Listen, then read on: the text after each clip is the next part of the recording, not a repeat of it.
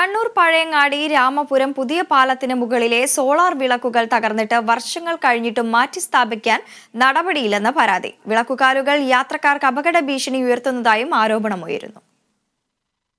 വാഹനമിടിച്ചതിനെ തുടർന്നാണ് രാമപുരം പാലത്തിൽ സ്ഥാപിച്ചിരുന്ന സോളാർ വിളക്ക് തൂൺ തകർന്നത്. വർഷങ്ങൾ പിന്നിട്ടിട്ടും തകർന്ന തൂൺ മാറ്റി പുതിയത് സ്ഥാപിക്കാൻ അധികൃതർ തയ്യാറായിട്ടില്ല. പാലത്തിന്റെ നടപ്പാതയ്ക്ക് സമീപമാണ് തൂണുള്ളതെങ്കിലും ഭാഗികമായി റോഡിലേക്ക് തള്ളിയ നിലയിലാണ്. വിളക്ക് തൂൺ ഉറപ്പിച്ച ഭാഗം ഏത് സമയത്തും അടർന്നു വീഴാൻ സാധ്യതയുണ്ട്. വിളക്കുകൾ കത്താത്തതിനാൽ ഈ വിളക്കുകളുടെ ആവശ്യമില്ലെന്നാണ് നാട്ടുകാർ പറയുന്നത്. ഏകദേശം 2 വർഷത്തോളമായി, 2 വർഷത്തിൽ മേലെയായി. എന്തായാലും ലൈറ്റ് സ്വിച്ച് ചെയ്ത കാലുകൾ അത് വളരെ വില കൂടിയ സാധനമാണ് അന്ന് സ്ഥാപിച്ചിട്ടുണ്ടായത്. അത് വളരെ പെട്ടെന്ന് നമ്മളെ ടെലിഫോൺ പോസ്റ്റെല്ലാം പറഞ്ഞാൽ 50-60 കൊല്ലം കഴിഞ്ഞാലും അതിൻ്റെ ക്വാളിറ്റി ഒന്നും നഷ്ടപ്പെടാണ്ട് അത് നിലനിൽക്കുന്നുണ്ട്. ഏകദേശം അതേ മെറ്റീരിയലിൽ ഉണ്ടാക്കിയതാണെന്ന് പറയുന്ന കാലമാണ്. ഇതിപ്പോൾ 5-6 വർഷം കൊണ്ട് തന്നെ ഏകദേശം ദ്രവിച്ചു വീഴാനാവുന്ന ഒരവസ്ഥ ആയിട്ടുണ്ട്.